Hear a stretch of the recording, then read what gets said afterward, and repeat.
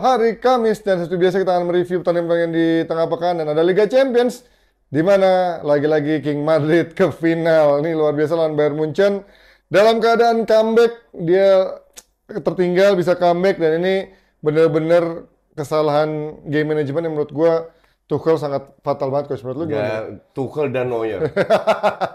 Kalau itu gol, Neuer nggak bikin kesalahan itu, gol kedua akan terjadi. Setelah gol pertama udah panik mereka. Madrid tahu sendiri mental yang kayak apa. Ini bukan DNA itu bullshit. Ini murni mental pemain. Tapi salah kan, pergantian pemainnya fatal. Terlalu kan? banyak. Harusnya salah satu. Either Keinu ganti atau Musiala lu ganti. Iya, dia udah terlalu pede mau main bertahan, main mempertahankan keunggulan. Itulah. Sebuah contoh main bertahan layak jebol. Tapi kalau dilihat dari permainan sebenarnya the whole game Madrid layak menang lebih kan. Unggul, betul. Justru gue menilai ini kalau tadinya unggul Bayern 1-0 dan menang ke final, wah ini tim yang bermain gak begitu bagus tapi efektif untuk bisa ke final gitu ya. Ternyata ya itu Tuchel 15 menit ganti pemain yang terlalu cepat. Gue bilang ini berani banget ganti Harry Kane, Musiala bertahan gitu. Itu parah karena Musiala punya speed kan. Iya. Dan tadi gue sebenarnya mungkin ada satu momentum yang tadi dia counter yang dari Brahim Diaz. Lu mau bahas PSG dulu? Nah, itu kan udah dibahas di itu kan, udah dibahas di DPI kan? Iya, ntar aja. Itu mas sedikit aja untuk ke final. Karena ini gue menarik dari sisi game manajemennya Tuchel sama Ancelotti. Di sini lah menurut gue perbedaannya. Tuchel tuh nggak pernah punya tim yang bener-bener dia pakemin 11 pemain. Sekarang gue tanya sama lu, apa hebatnya Ancelotti? Masukin pemain dia sama any other pelatih akan masukin itu. Tinggal 10 menit, lu ambil risiko. Lu korbankan Valverde masukin 2 striker. Rodrigo diganti striker untuk striker. Lu masukin. Semua pelatih akan melakukan itu. Dan stok pemain dia cuma 2 itu kan. Dua striker itu. Tapi kan kalau lo bandingin sama Pep gitu misalkan. Pep kadang-kadang nggak ganti 11 pemainnya juga kan. Kadang dia tetap stick dengan Haaland. Waktu itu pernah kan dicoba di beberapa liga ya kan. Alvarez nggak dimainin sampai 90 menit. Artinya ini perjudian juga kan? Tapi pada saat lu ketinggalan, lu main di rumah dan lu lebih unggul dari permainan, lu ngepres lagi kan? Jadi ini yang pergantian yang sangat logis.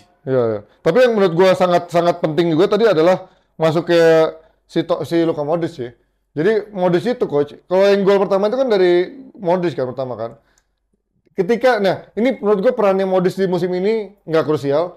Tapi di momen-momen di saat dia ketinggalan, dia pasti masukin Modric tuh biasanya. Iya, betul. Megang bola, karena ganti ini juga standar, SOP-nya standar. Lu gantiin Kroos sampai dia diganti. Itu pemain paling penting. Iya. Kroos paling penting. Iya. Nah, tapi menurut gua tahun ini jadi itulah transisinya Madrid udah bagus menurut gua nih karena dia pelan-pelan udah bisa melupakan si Modric sama Kroos ya. Justru gua bilang sangat tergantung sama Kroos dan Modric. Asumsi nggak ada Kroos Modric. Ya tapi nggak bisa 90 menit main dominan juga. Iya kan, betul. Ya, kan? Nah, kedua pemain ini kan leader yang ngegendong. Iya. Masih ada butuh sentuhan ya. Makanya gue tanya, kalau Kroos sama Modric pensiun? Bisa tetap. Siapa? Ya cuma ini sama si ini Camavinga. I don't think so. Ya kan tinggal nyari satu different class.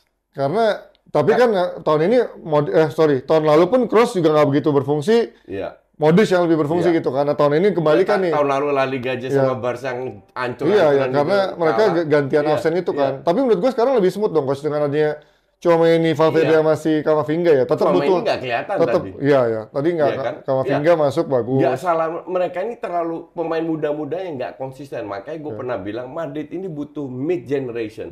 Terlalu banyak pemain muda. Sekarang digendong sama Kroos sama Modric. Nggak digendong dong, maksudnya digendong. Gue bilang karena Kroos menurut gue nggak kuat main 90 menit. Betul, ya kan? Betul, tapi perannya. Butuh. Iya, tapi kan kalau let's say. Nah, bergantian. Iya, tapi kalau let's say Toni Kroos diganti Fred gitu, atau diganti McTominay gitu. Kan jauh gapnya gitu kan. Kalau ini minimal main-main muda ini udah mulai bisa mengisi gap ya kan? Mid generation ini kan. Karena sosok Kroos atau Modric itu harus hadir. One of them lah gitu ya. One of them. Ya, salah satu dari mereka itu harus hadir. Ya, karena mereka yang bisa kasih end passing. Ya, tapi ini shifting yang menurut gua kerasanya smooth gitu coach, nggak geradakan itu, nggak kasar. Betul. Ya kan untuk transisinya. Ya, cuman dengan gaya bermain Madrid yang pragmatis, yang direct, ngandelin skill, butuh orang yang bisa kasih end passing ini. Valverde nggak bisa. Bukan. Dia itu lari kiri kanan. Bukan pemain kreatif. Bukan pemain kreatif. Iya. Tchouaméni atau Camavinga lebih ke DM. Iya. Lu mau ganti siapa? Lebih box to box ya. Bellingham. Eventually Bellingham bisa. Iya. Tapi gue nggak yakin dia punya passing kayak Kroos sama Iya. Modric. Nah itu mungkin satu added value-nya. Sistemnya harus dirubah. Rubah sistem ya mungkin lo nyari satu pemain lagi yang bisa menggantikan peran Modric atau Toni Kroos ya. Cuman so far ya itu tiga pemain ini bekerja memang ya. Iya, bukan kreatif. Iya, sekarang ya. Cuman gila, gue kalau lihat dari lawan City. Match pertama lawan Munchen, Kroos itu penting banget. Kroos diganti, Modric penting banget. Iya. Perannya. Jadi salah satunya harus hadir. Dan itulah yang menurut gua unsung heroes-nya tahun ini ya kalau Kroos kelihatan banget, tapi Modric menurut gua hampir nggak kelihatan secara statistik ya Coach. Cuman memang dari sisi kontribusinya kontribusi kehadiran selama dia bermain itu gila. Gede. Ya kayak tadi kan gol pertama nggak kecatat assist ataupun gol kan. Cuman dia yang tadi ngedapetin bolanya dari Neuer, dia yang ngasih ke kiri terus akhirnya bisa Vini nembak itu menurut gua unsung heroes banget sih.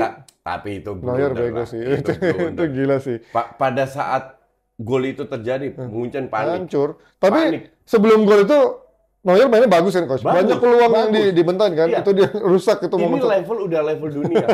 Ngerti nggak? Iya. Lu bikin sama kayak Rudiger, golnya Davies. Rudiger main keren. Tanpa celah. Iya. Dia salah position badan. Iya. Masuk ke dalam, dia butuh waktu untuk putar badan. Susah memang itu. Lawan pemain speedstar gitu mah susah memang. Iya, selesai. Iya kan? Padahal Rudiger main keren. Iya. Ya itu juga sebenarnya magic moment juga kan. Kayak magic moment. Davies hampir nggak pernah nyetak gol, bahkan nggak ada gol ya setahun ini. Satu match dan 1 gol dalam 10 match. Iya.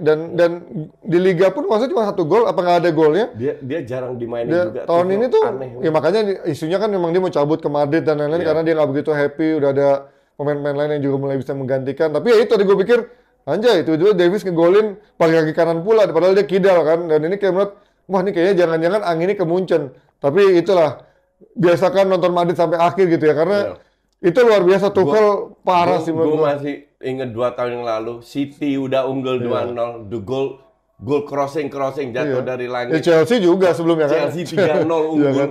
Ini tapi gila sih Madrid. Maksud gue tapi ini kan bukan murni karena luck doang kan Coach. Mental. Mentalnya luar biasa. Mentalnya Madrid luar biasa. Dan luck oke. Dortmund kalau nggak luck nggak lolos final. Iya. Tapi mentalnya Madrid ini luar biasa. Dan organisasi permainan menurut gue udah jalan itu. Udah jalan, betul. Mau dibobolin ke apapun, dia bisa tetap bisa menyerang gitu kan. Pelatihnya udah jalan karena mereka udah lama bersama.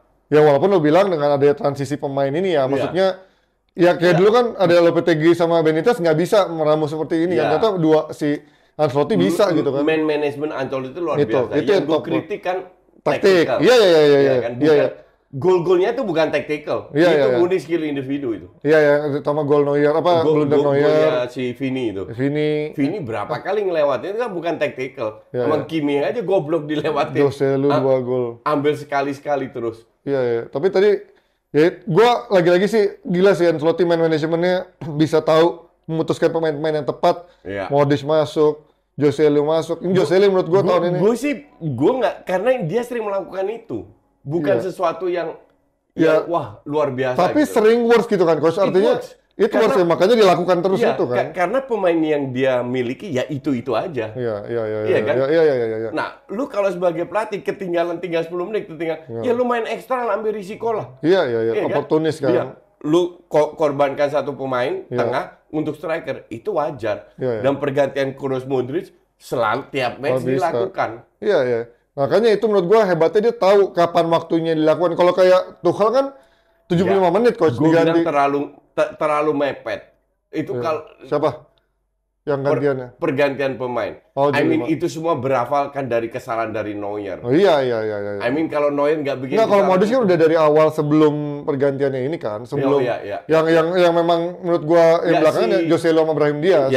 Tapi Modric sudah kerasa Coach megang bolanya sebelum gol tuh udah kerasa gitu, dan pergantian main ini kayak kerasa gitu. Peran Modric sama ini nggak jauh beda sama Kroos. Ya, ini pemain penting 2 orang ini untuk Madrid. Luar biasa sih. Lagi-lagi gue bilang ini Ancelotti luar biasa nih. Final ke-6 dia cuman gagal 1 kali, yaitu yang lawan Juve. Lawan siapa ya gue inget ya? Oh, lawan Liverpool, sorry. Waktu di Milan, tapi sisanya dia selalu bisa ke final, selalu lolos. Ya, tapi sepak bola plot twist ya. Tapi ya, gue susah sih ngeliat. Ya gue nggak tahu ya kalau Dortmund bisa menang apa enggak. Cuman gue susah melihat ada Dortmund bisa. Jelas Madrid unggul dari segala segi. Dari kualitas pemain, dari mental. Harusnya sih kalau normal semua benar normal harusnya Madrid yang menang. Tapi lu lihat defense-nya lawan PSG. Tapi 2 kali loh. Tapi PSG sering gitu coach. Maksud gue ya, dia kalau 2 pemain itu bapuk, udah kelar gitu kan. Nah itu yang menurut gue bedanya sama Madrid. Semua pemain dari Madrid tuh bisa. Vini nggak bisa main bapuk. Enggak, tapi dia kan bisa ada foul. Tapi Vini penting loh. Second line-nya bisa. Rodrigo itu nggak kelihatan sama sekali. Tadi ada dua kali peluang kan. Iya, babak kedua dia hilang, diganti kan. Babak kedua juga ngeliat, selain 2 peluang nggak kelihatan. Vini yang selalu Vini tadi kerja keras, 7 touch opposition box, ada 2 shots dan menurut gua bedanya Madrid adalah dia selalu bisa punya peran pemain-pemain lainnya bisa berperan cukup besar kayak tadi misalkan Modric muncul atau misalkan Toni Kroos muncul atau ya dari back-backnya pun juga bisa nyetak gol Carvajal, Rudiger gitu kan. Jantungnya itu di Modric atau Kroos salah satu nih. Asumsi salah satu cedera. Dua-dua nggak bisa main 90 menit. Iya. Bisa. Dua-dua nggak bisa main 90 menit. Itu peran mentoringnya bergantian gitu kan. Jadi kalau salah satu cedera, keteteran Madrid. Tapi kan tim nggak dibangun cuma dari 1 pemain doang. Betul. Itulah hebatnya kan. Dia justru dengan kualitas pemain yang ada, ini yang punya peran penting, yang distribusi. Iya, cuman kan kalau orang biasanya bilang lu minimal punya core dari belakang sampai depan kan. Kiper bukan kiper utama gitu kan. Ya, tapi Lunin bagus loh. Iya, cuman kan kalau dulu kita lihat tahun lalu kita nggak akan melihat Lunin ada di sini gini kan. Center back-nya Rudiger selalu keren loh. Tapi kalau lihat sebelahnya kan sampah gitu. Nacho kan bilangnya back sampah lah ya dibanding Alaba, Eder Militao kan. Dia udah agak lumayan lah, nggak jelek. Cuman dari sisi tinggi badan dia bukan back yang ideal gitu. Pendek, udah tua. Bukan bek utama, terus juga tengah. Emang dari dulu Nacho kan salah satu titik lemahnya itu. Iya kan, ya, makanya kita menganggap dia sebagai titik lemah, tapi justru jadi kapten dan juga sekarang jadi the core-nya Madrid. Terus juga di depan udah nggak ada Benzema, dia bisa menggantikan dengan perannya Bellingham ataupun juga si Rodrigo Vinicius bermain. Jadi artinya menurut gua tiap tahun tuh Madrid sebenarnya kehilangan pemain-pemain dari eranya BBC, terus akhirnya berpindah ke era Benzema. Tapi shiftingnya tuh kerasa smooth gitu. Tahun lalu oke dia nggak juara, tapi kan juga nggak hancur gitu. Bukan kayak MU yang hancur gitu, ataupun misalkan nggak segitu. Pemainnya terlalu berkualitas. Kehebatan Madrid dibanding Barca beli pemainnya. Iya.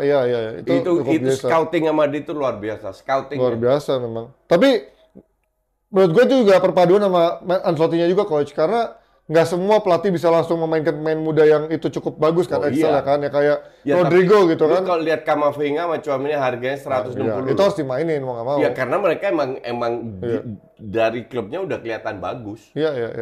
Itu yang menurut gua akhirnya perpaduan dari scouting, manajemen Ancelotti sama pemain-pemain yang ada, ya itu bisa berpadu. Kalau nggak ya nggak akan kayak gini lah mix and match. Karena pemainnya diberi kebebasan. Lu mau dribbling atau apa, dan mereka bisa melakukan itu karena punya kualitas. Iya. Ya itu kan balik lagi preference pelatih beda-beda kan. Dan Ancelotti ada tipikal pelatih yang bisa memberikan kebebasan, makanya Bellingham juga bilang kita lebih rileks di sana, ada kebebasan individual dan lain-lain. Kebebasan individual. Jadi nggak kayak robot lah, tapi di satu sisi ya kadang itu bisa works, kadang enggak kan. Kayak kita juga eranya Pep pun juga kadang-kadang bisa works, bisa enggak, karena dia di Liga Champions ya terbukti Pep cuma bisa 1 kali bisa final, sementara Ancelotti bisa berkali-kali ada di final. Ini kadang-kadang variasi dalam taktikal sepak bola menurut gua adalah seni yang nggak bisa ya ini selera. Kalau gue nggak suka, gue nggak suka main terlalu banyak. Tapi dibanding parkir busnya nggak juga. Mourinho, Diego Simeone, menurut gue lebih kayak gini kan. Ini. Karena ini kan lebih ada nyerangnya kan coach. Kalau parkir bus itu udah najis. Ya kan. Kalau ini kan lebih ke apa ya? Justru dia bisa memaksimalkan individual dari pemain gitu kan. Kan gue tadi bilang DPI. Di leg pertama Madrid pas nyerang di babak kedua, Munchen diobok nggak bisa apa-apa itu. Iya, kalau lo bisa nyerang. Artinya ini tim emang hebat. Iya. Tapi kenapa lu main bertahan? Nah ini baru di kandang mereka menyerang. Babak pertama 50-45, babak kedua kira-kira juga segitu. Iya. hanya karena lu tidak punya game plan, akhirnya lu ngandelin skill yang rata-rata lahirnya dari Vini. Tapi ya, dan lu butuh blunder dari Neuer. Tapi menurut gua dengan akhirnya ini sebagai konsistennya Ancelotti, menurut gua game plan-nya seperti itu, bermain menunggu dulu, habis itu nyerang gitu kan. Game plan selalu seperti itu gitu kan. Tapi kan gua kan penonton netral. Iya. Nggak enak untuk ditonton, ngerti nggak? Tapi ya, gini lah menurut gua Madrid gila sih di bawah Ancelotti. Mentalnya sih gila. Gila, ini dia bisa maksimalkan main yang tadinya nggak bukan di bawah Ancelotti, di bawah Zidane 3 kali juga kok. Tapi udah ada mulai decline kan, dan maksudnya di bawah Zidane kan belum ada shifting build baru. Si Tchouaméni sama Camavinga kan mulai masuk. Pas Ronaldo pergi cabut dan lain kan bikin tim baru. Betul. Kan butuh waktu juga, nggak tiap tahun masuk final juga. Iya, menurut gua. Tapi kan kalau kita lihat Ancelotti sama Zidane ini sebenarnya satu line itu kan, karena waktu Ancelotti ada, Zidane ada di sana gitu, jadi asisten benchnya kan. Ya emang ya dua-dua ya gitu, main pragmatis. Tapi keren. Sekali lagi akhirnya gua lebih milih ini, walaupun menurut gua seharusnya di atas kertas ini levelnya mungkin 5-5-4-5, tapi final tetaplah final. Dan gue tadi nggak pengen Bayern sama Dortmund itu terjadi di final, karena final 11 tahun lalu 2013 tuh menurut gue kayak anjir Liga Jerman. Justru ini akan menjadi plot twist kalau Dortmund yang menang. Iya, itu benar. Itu akan menjadi menyakitkan. Kejutan yang sangat besar. Karena semua orang sekarang bilang Madrid yang juara. Iya, benar, itu benar. Pasti Bandar udah. Iya. Madrid, cuman ini kalau sampai plot twist gila sih. Kalau Dortmund lagi on fire, bisa menang. Ya. Tapi kalau ngeliat dari cara Dortmund lebih bagus loh dari Munchen. Kalau lihat cara mainnya Dortmund kemarin sebenarnya nggak begitu bagus. Selain defense-nya ya. Satu turnamen nggak bagus. Dortmund. Selain defense-nya, itu gila sih kemarin. Satu turnamen nggak, makanya gue bilang perempat final. Ini tim paling lemah nomor 8 lawan tim paling lemah nomor 7. ATM sama Dortmund. Iya. Tapi ternyata mereka bisa. Makanya kalau tadi misalkan final Jerman, All-Jerman Finals, menurut gue anjir dua tim Jerman yang di liganya nggak juara, di final menurut gua kayak anti klimaks. Kalau ini kan minimal ada Madrid yang juara. Dortmund rank berapa? 4, 5? 3 apa 4 ya? Kayaknya masih 4 besar deh. 4 besar. Masih 4 besar. Rank 4 loh, bisa masuk final. Ya, this is football. Ya. Tapi luar biasa lagi-lagi ya, gua salut buat Dortmund juga yang kemarin bisa mengalahkan PSG dengan defense-nya. Mats Hummels, pemain tua yang udah lama banget mungkin ke final tahun 2013 itu. Sekarang tapi ada lagi defense Dortmund gila. Iya, kemarin gila. Slotterbeck. Ya walaupun Hummels pernah juara sama Bayern, tapi menurut gua the whole team mereka tuh susah pegang bola. Iya. Kayak full crook di kandang Dortmund. Nggak ada peluang. Satu peluang gol. Ya, padahal habis ini nggak kelihatan itu. Sementara Mbappe kena kena tipis-tipis gitu kan. Tapi gila sih, maksud gua lu nyangka nggak sih? Lain apa kan pemain yang kita nggak ada yang ini siapa? Ryerson, Madsen. Kalau yang lain gue Ryerson aja gue.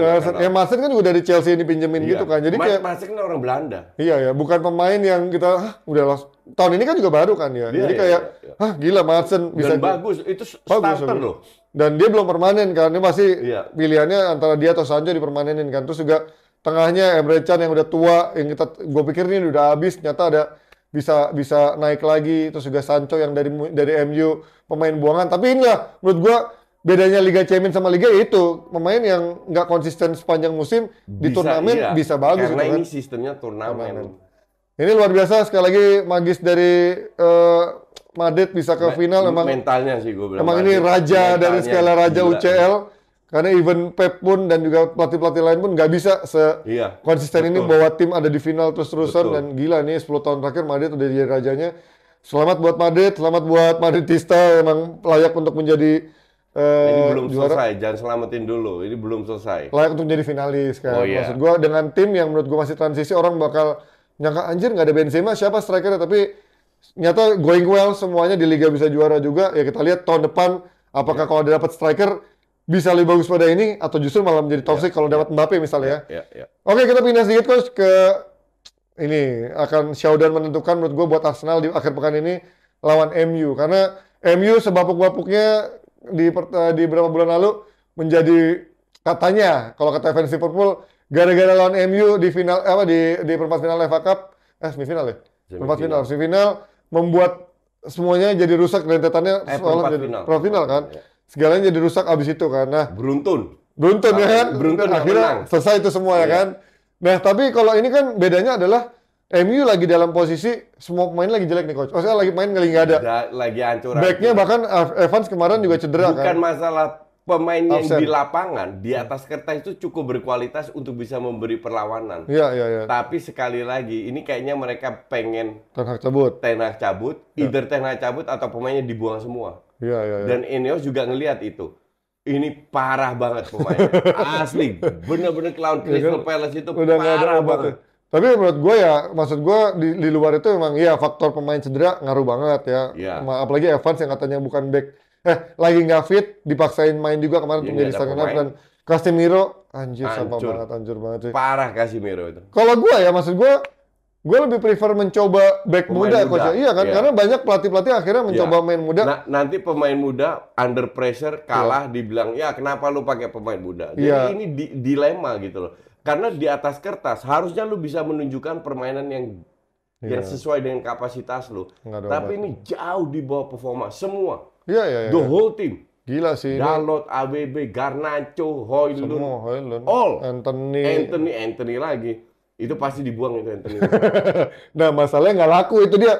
Makanya kalau laku sih laku, tapi waktu 40 juta. Jual rugi gitu kan. Nah, itu yang menurut gua akhirnya Ten Hag pun menurut gua lebih yakin Ten Hag akhirnya nggak dipecat sih. Karena gue juga bilang feeling gue nggak dipecat. Karena faktor duitnya itu kan, dia dibanding dia bayar pesangon dia mendingan nunggu setahun lagi kan. Iya. Lihat setahun lagi gimana gitu kan. Betul. Karena dan toh tujuan Ineos kan beli pemain muda semua tahun depan. Iya. Main bukan yang terkenal. Dia lihat perkembangannya di bawah Ten Hag mungkin Ten Hag lebih bisa kontrol kan. Iya. Karena toksiknya udah dibuang semua kan. Iya. Tapi kalau benar yang memang udah mulai dibangun narasi ini pemain udah nggak mau main lagi buat Ten Hag, menurut gue ya nggak akan semudah itu juga coach, karena masih ada pemain-pemain kayak Luke Shaw gitu yang dulu eranya Mourinho dan lain-lain tuh dia katanya menjadi toksiknya juga. Terus Rashford masih ada di sana. Gue nggak tahu lagi siapa yang akan jadi toksiknya yang kita nggak tahu. Apa mungkin Maguire, apa mungkin Bruno. Tapi ya itu kalau mau ngomong buang hampir the whole pemainnya, ya itu nggak mungkin. Gue rasa secara gameplay, secara matematika manajemen nggak mungkin dia jual 70% dari pemainnya kecuali dia jual rugi semua gitu kan. Gue bilang sebagian besar dijual 70-80%. Ya masalahnya laku apa enggak, karena kecuali pasti laku, cuman jual rugi. Nah itu risiko yang harus diambil. Karena kalau dia jual rugi dia nggak bisa beli pemain juga. Sama gitu. Yang dilakukan oleh Chelsea, jual rugi semua. Iya. Nah itu yang menurut gua nggak bisa beli pemain, kalau beli pemain bintang nggak bisa.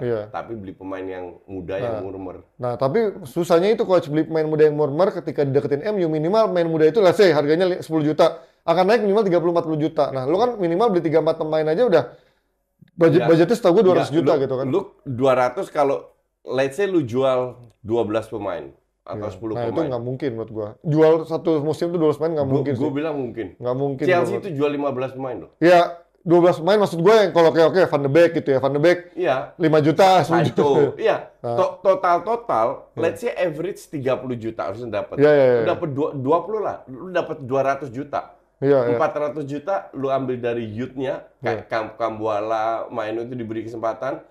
Terus lu beli pemain muda yang 15-20 juta, lu dapat satu tim. Tapi ya kembali lagi, pemain muda semua. Tapi nggak mungkin. Nah itu mah yang dimau ini. Iya, cuman kayak Arsenal. Maksud gua pemain muda yang 15-20 juta tuh pasti menurut gua doesn't exist ketika MU yang nawar ya, minimal. Nggak, Inggris. Ya dari Belanda. Ya, kan dari Belanda Anthony 100 juta, maksudnya. Anthony udah jadi, ini yang belum jadi. Masih muda. Iya.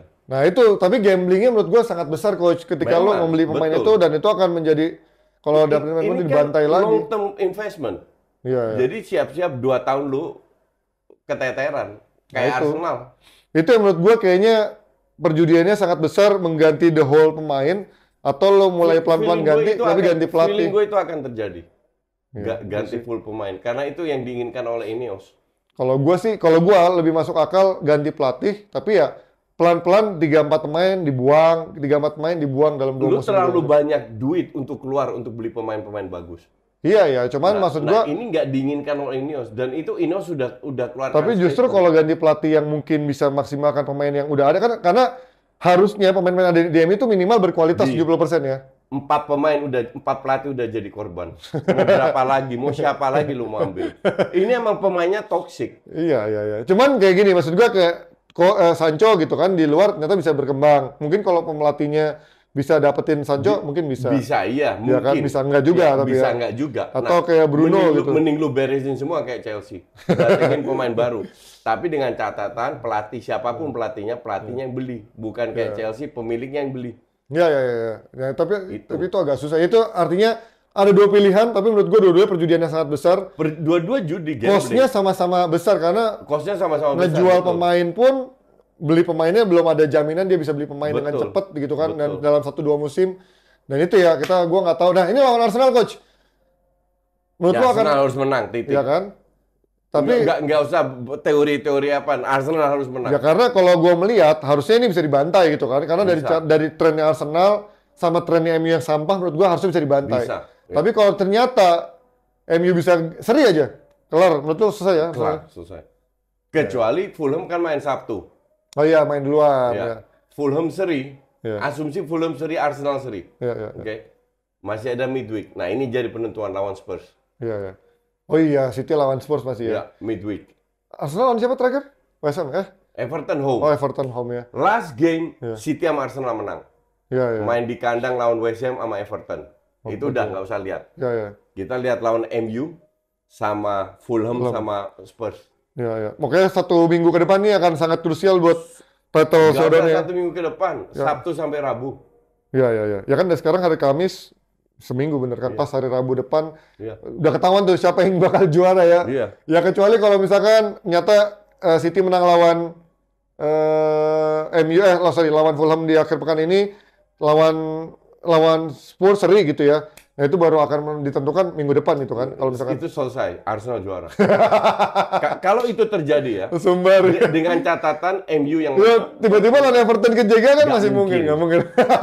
Main di kandang, karena di kandang ya. Everton lagi hancur-hancuran juga. Ya bener sih, karena Everton hebat lawan Liverpool doang. Sama, iya bener sih. Iya, habis itu kalah mulu. Ya, we'll see ini akan menjadi seperti apa, karena menurut gua MU yang sekarang udah nggak banget. Gua mau preview pun udah pemain-pemainnya habis. Mason Mount menurut gua sampah. Lu nggak bisa di preview. Apa yang lu mau preview? Pegang bola 3 detik aja nggak bisa. Iya kan? Iya. Tapi gini Coach, kalau gua ya, gua jadi Ten Hag, gua mendingan main bertahan. Dengan main sekarang ya, kalau nggak ada back ya. Mending lu main 3 center back, numpuk di tengah, dan udah. Itu juga terjadi. Itu Nanti. akan terjadi. Karena kemarin masih main dengan 4-4-2 yang 4-3-3 yang main bertahan, incer counter. Itu yang terjadi. Kalau kemarin tuh masih main buset lu main kayak gini. Mau main di Old Trafford kayak Arsenal yang pegang bola. Iya, pastilah udah kelar dah. Iya. Oke, kita sedikit lawan Indonesia Guinea. Ini akan menjadi enjoy the moment aja buat Indonesia kan. Karena sebenarnya ini nggak ada Hubner, nggak ada Rizky Ridho, Elkan Bagot nggak datang. Dewangga malah yang masuk doang ya. Di belakang Dewangga, Ferrari, Komang, ya good luck aja. Iya sih. Ya bukan nggak bisa, iya kan bisa-bisa aja. Ridho belum bisa main ya? Oh iya. Belum. Oh belum bisa ya, bisa kartu merah ya? Kartu merah straight. Enggak dong. Straight red card. Oh iya red card ya? Straight red card. Dia bukan 2 kartu kuning ya? Gila. Bukan, straight red card. Oh, iya benar juga sih, Dewangga. Udah, ya, banyak berdoa aja kita. Ya, nggak usah ekspektasi terlalu besar. Enggak, enjoy the game. Kalau timnas nggak lolos pun, ya, kita tetap bangga dengan iya, karena ini udah lewat dari target. Udah kan. luar biasa ini. Ini jalur yang menurut kita jalur terakhir yang harusnya kita hindari gitu kan. Tapi ternyata nah, justru ini kesempatan buat pemain Liga 1 untuk menunjukkan bahwa mereka bisa mengimbangin levelnya pemain luar. Nggak bisa lah ngimbangin lagi. Sebenarnya apalagi lawannya tengah ke depan oke. Ada Nathan, Ivar, Strike, Marcelo, Witan. Belakangnya ini ngeri. Tapi menurut gue depannya juga jelek sih. Maksud gue belakangan udah nggak bisa. Belakang dalam satu turnamen menunjukkan mereka masih bisa cetak banyak gol. Depannya. Lah belakangnya nggak ada risk. Hopner itu paling konsisten loh. Iya. Oke. Rizky Ridho sangat konsisten juga. Iya. Dua-dua nggak ada. Tapi justru menurut gua backbone-nya timnas ini ya belakangnya, karena dari the whole turnamen belakangnya solid banget gitu, kecuali lawan Uzbek ya. Dan Ferrari kan diganti Komang, Ferrari. Sama kanannya diganti mulu Fajar. Kanan Fajar, Rio. Rio sama Kelly itu. Nah sekarang masuk Komang, Ferrari sama Dewangga. Ya good luck aja dah. Nah itu jadi gua merasa udah justru kunci kita ya di backnya gitu kan. Kalau striker ya hanya mengandalkan magic moment aja gitu bisa kan. aja kalau beruntung kayak lawan Jordania main bagus, magic momennya dapat bisa aja. Ya, tapi backnya begitu, susah. Ya, gimana lagi, nggak ada pilihan. Ya, jadi menurut gua ini jangan ekspektasi terlalu besar, makanya kita nggak bikin live reaction. Gue bikin. Ya dia Tapi bikin sendiri. Ya dia sendiri. Kita nggak jadi pakai sponsor karena ya itu mengkhawatirkan dari Enggak, sisi. gue masih ada peluang sponsor. Oh iya, lo kan tapi di tempat lain gitu kan. Di Apa gue, tempat lo? di gue. Tempat lo. Ya. Ya itu luar biasa. Ya ini pasti jangan ekspektasi terlalu besar. Hentikan hujatan kalian karena ini justru lawan yang lebih berat dibandingkan yang kemarin di Piala Asia U23 kemarin ya, karena secara pemainnya main di level Eropa semua, bahkan Ilex Moriba katanya mau turun, Kamara yang main di Eropa itu juga turun, jadi ya gue nggak bisa merasakan Indonesia bisa menang, tapi kalau bisa memberikan perlawanan menurut gue udah bagus, jadi ya udah nggak usah expect terlalu banyak ya, Olimpiade dan lain-lain. Menurut gue Olimpiade itu hanyalah mimpi yang bisa kita kejar mungkin dalam beberapa tahun ke depan. Tapi ini akan menjadi pelajaran yang sangat berharga buat kita. Ketemu tim dari Afrika yang main-mainnya dari Eropa semua ya. Oke, prediksi coach? Bantai? Gue tetap bilang Indonesia lolos. Mau itu penalti, mau apa. Nasionalis ya? Gue tetap optimis. Ya gua dengan hanya segala kekurangan, mungkin plot twist kayak lawan Dortmund. 4 kali kena tiang gini, kita 1 peluang 1 gol, menang 1-0. Masalahnya Dortmund sama-sama main di Eropa, ini kan beda. Iya, nggak apa-apa. Namanya juga sepak bola. Ya, kan? kalau gue berharap ya Indonesia bisa memberikan perlawanan keras. Gue nggak ngarep menang, tapi memberikan perlawanan ketat. Gue nggak harap menang, gue harap lolos. Ya, enggak, gue. Ada penalti lah, apalah. Gue cuma pengen Indonesia jangan sampai dibantai dan minimal bisa menunjukkan di mata dunia. Ini loh level kita. Bisa mendekati lah gitu ya. Itu kalau kita bisa lolos, itu mood booster banget. Ya iyalah, itu bukan mood booster lagi. Olimpiade menjadi mimpi yang diharapkan semua orang sih. Jadi ya udahlah. Menurut gue enjoy the moment, enjoy the game, dan jangan bebani ekspektasi terlalu besar pada pemain-pemain muda kita yang sekarang masih menimba pengalaman dan experience untuk beberapa tahun ke depan bermain di level Mulai Asia. jam berapa sih? Jam 8? Jam 8 kick off-nya. Enggak. Setengah 9 nih kayaknya, soalnya jam 8 di TV sebelah tuh jam 8, berarti harusnya kalau TV sebelah jam 8, setengah 9 biasanya main, atau jam 9. Oke, kita akan ketemu lagi di Offside 2 hari Selasa depan.